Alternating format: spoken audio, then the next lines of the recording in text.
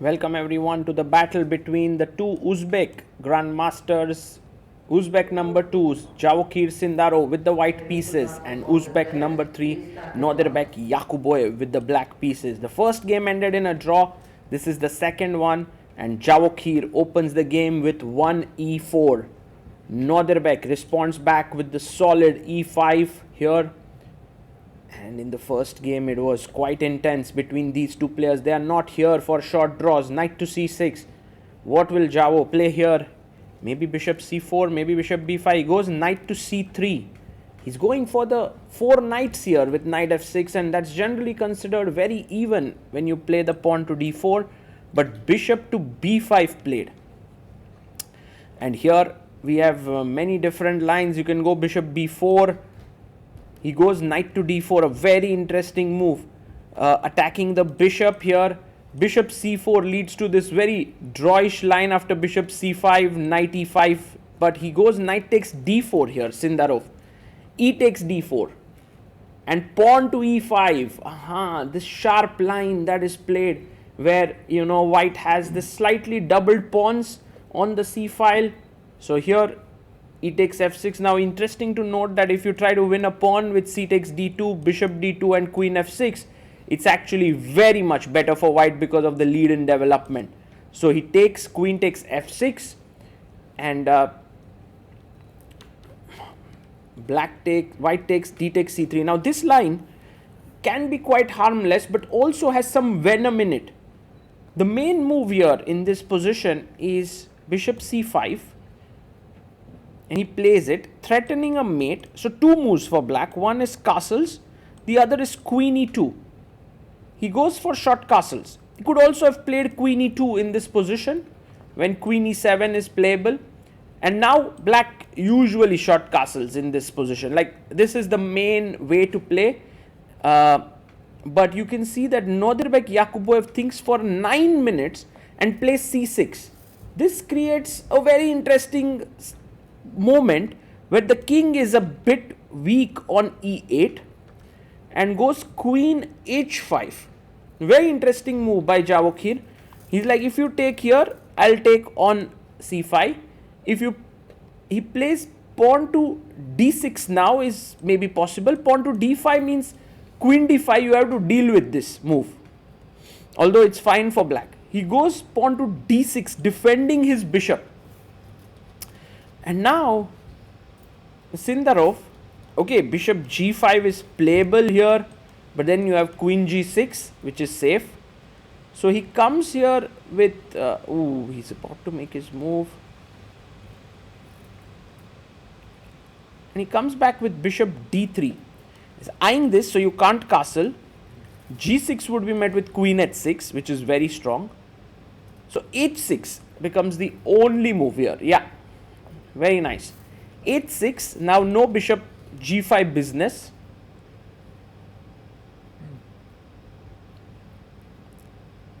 Sindarov plays bishop e3. I love this move because if bishop takes e3, there is fe3 and the f file opens up. The only move again is g6. Brilliant play by Yakubboev. He finds again the only move, queen e2, setting this up. And now Yakubboev takes on e3. If you take with the pawn, then I can go queen e5. Black is in fact doing very well here. The queen on e5 is very stable.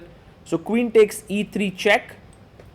And here very nice move, king f8, king g7. Yes, finds it. King f8 with the idea of king g7, queen d4, offering a trade of queens here. And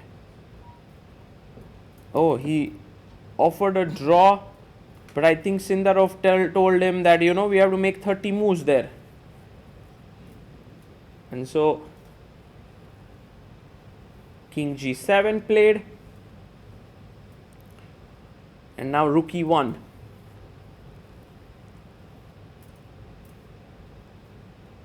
He takes the queen. Queen takes queen. Pawn takes. And bishop d7. Very interesting move. The point is, of course, if you go rook e7, I have rook a d8 with the idea of rook f e8. So f3 played, rook f e8, king f2,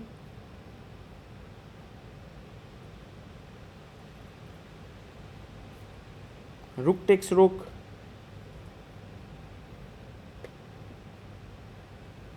rook takes rook, rook e8 played, and everything's traded. So if you look at this game a little bit more deeply, you will realize that actually the opening was a very interesting choice by Sindarov, and Yakubboev had to be slightly careful. You know, if he was not like 100% careful, he could have gone wrong. King f6. Although black is placing his pawns on the light square that is the same color of his bishop, there are no entry points. So that's the problem. h5 played, g3, they're on move 25. They have to reach move 30. King e7.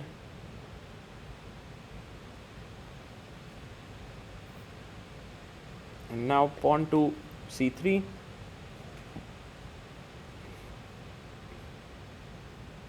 Goes bishop f7, calmly attacking the pawn on a2, a3 played, king d7 played,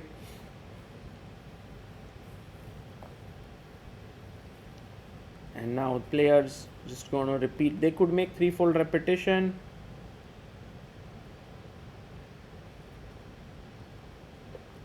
b5, b4, putting all the pawns on light squares there, but just, I mean, there's no way to get in here. So king c2, king c7, king b3, and they agree to a draw on move 31. A very interesting battle between the two Uzbek top GMs. They will now go into the tie breaks on day 3 and will fight it out for who reaches the finals and into the candidates. Very little separates the two. I think Yakubboev backs himself that he can beat Sindarov. Sindarov backs himself that he can beat Yakubboev. And this will be a great fight to see. And the players put back their pieces. And the arbiter is going to do the toss here to see who will have the white pieces and who will go with black. In the first 15 plus 10 encounter,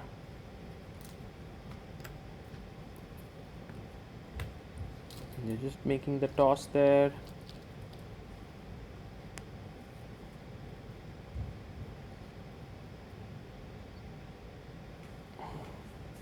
And Sindarov chooses the left hand. He gets black pieces in game 1. Going to be super exciting. For now, this is Sagar Shah signing off. Bye bye.